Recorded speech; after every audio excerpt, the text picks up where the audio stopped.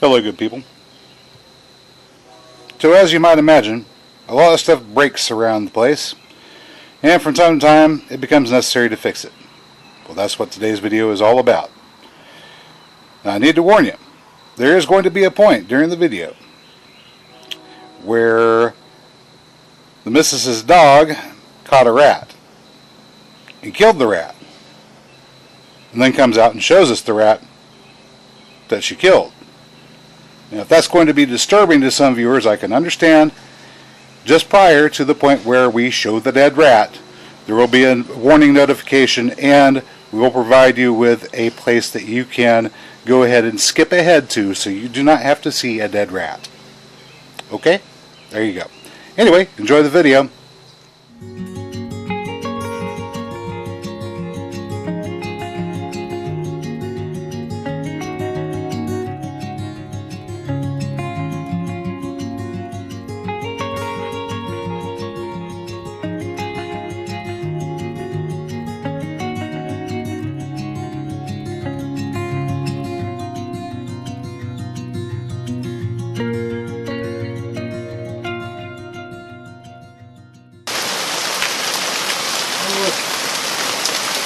We're getting hail again.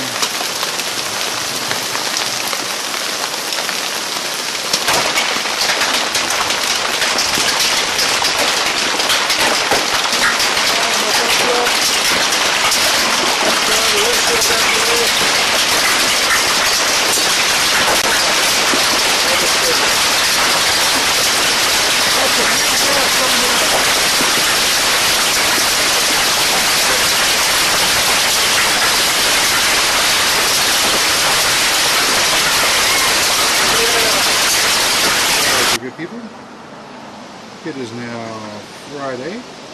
The storms have passed. The hail is over. Let's go take a look and see what kind of damage we had. We had this tote sitting out. I don't think that tote's good for anything anymore. That's just down to the landfill. Lost the tote. Oh, let me see here.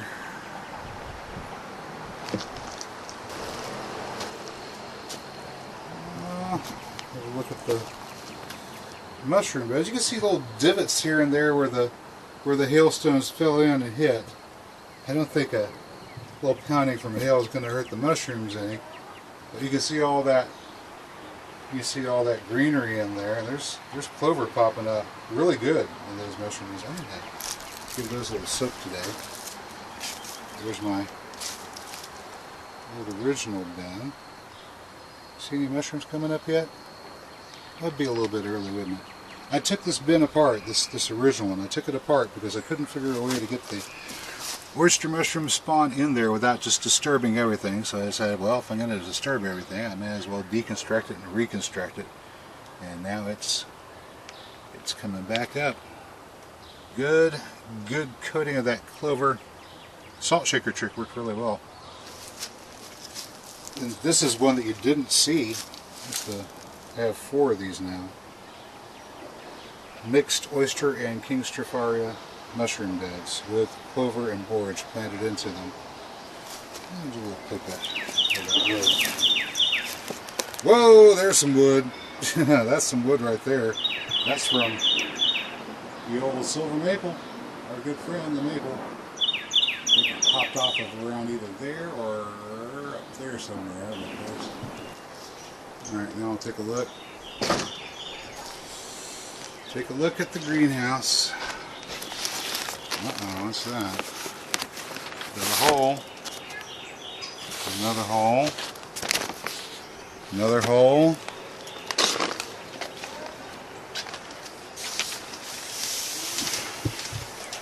Get on in here. Oh Lord, I'm seeing daylight. Hole there. Just big rips. Big rips. Big rips. More big rips.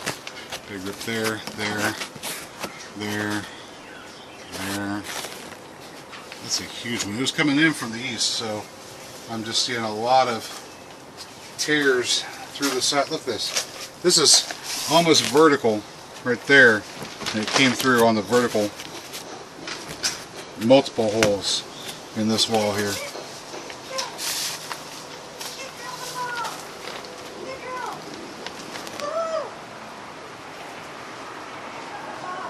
Should get a rat?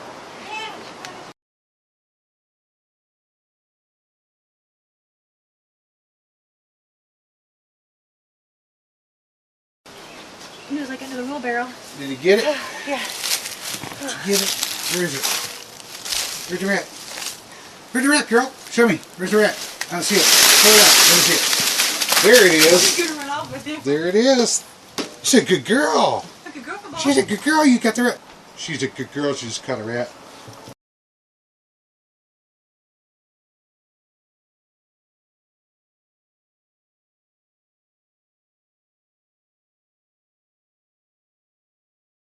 So,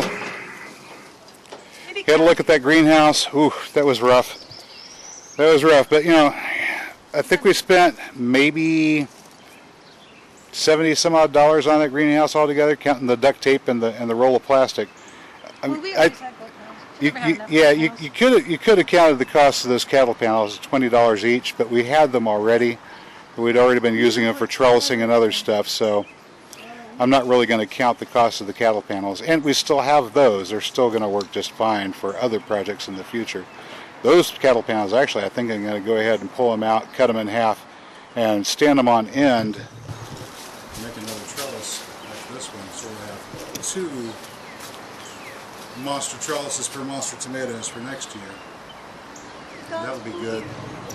That'll be good. Oh, let's see here. Anything else we missed, or is that it? I think that's about all the damage that we've got. Wasn't too bad. Disappointing about the greenhouse, but really I wasn't expecting the greenhouse to last much longer than a year or two anyway. Greenhouse. All right, so what we got here is a garden hose that got rusted out at that spot, so that is broken, and what we're going to do is cut off this old hose and do a hose repair on it. Brand new hose will cost you $20, $30.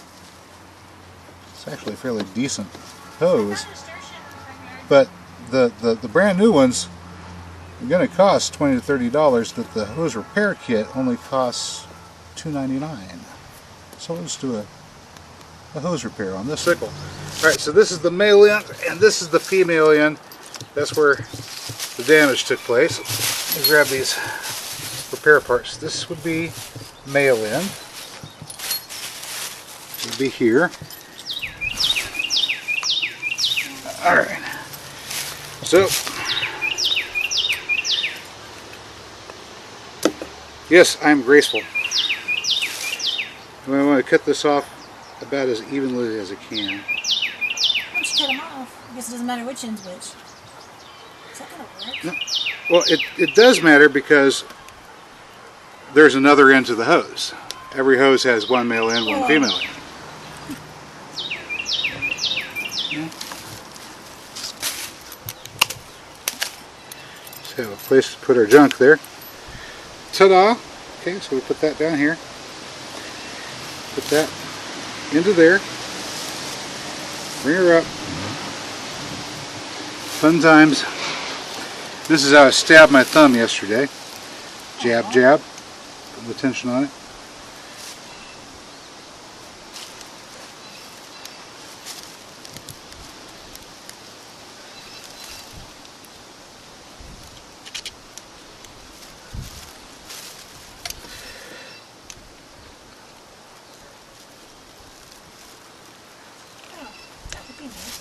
What? It's going to be real nice when it's working. Okay. Okay, so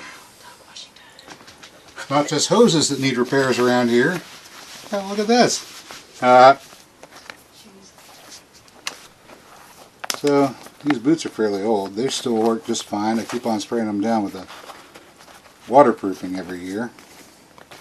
Twice a year, actually. Once in the spring and once in the fall. Oh, look at that. That shoelace,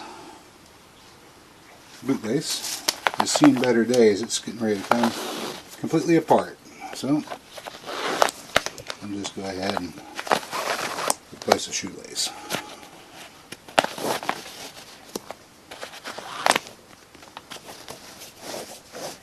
Bootlace. I mean, it can't be a shoelace. These are boots, not shoes, right? Oh, I can't get that thing out of there. It's okay. They make tools for this.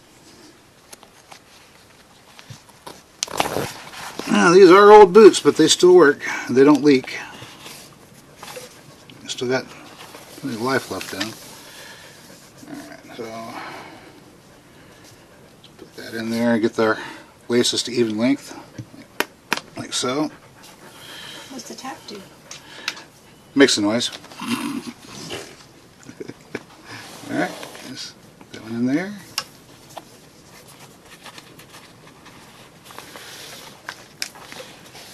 Always go from the outside under there. We don't build bridges in the Navy. So I somehow managed to miss this earlier. Have a look at this over here. So this is one of the blueberries. This is a Sweetheart blueberry. It's its second year. Oh wow, it's starting to make little berries right there, but apparently it got zapped a bit right there. And I'm just going to have to really carefully come in here. Just going to take that off. That's going to leave a little wound here, and I don't happen to have any. See, this part died out, so I'm just going to trim that off. But I don't happen to have any tape on me at the moment, but I do have something I can use. Hang on. So I can get this opened up. This is kind of a tar-based pruning paint. I'll just coat the wound with that. Hopefully that'll keep the plant from suffering the loss of moisture from that wound there. Alright, little blueberry. You get better. Get better soon, you hear? Alrighty. So, well, now that leaves us with this thing here. The piece of blueberry that I wasn't really planning on taking any cuttings just yet, but well, seeing as we're here and it's here and it's been damaged, may as well see if we can make some new blueberry plants. So let's just clip right there. Yeah, this section here where it's torn through a joint at kind of an angle, technically that's actually a pretty good thing for propagating cuttings. It's called leaving a heel. It's where you've got a tear through the cambium like that, and typically what? Oh, typically just moisten it up a bit. Typically you'll get better rooting action from a tear like that than a clean, even incision. Alright, this is just some inulin rooting hormone. Get some of that on there. Just poke it in a hole and get that down in there good. Now I am going to take off these. I'm going to take off some of these. Actually, let's use the pruners for that. Wait a second. Let's use the pruners.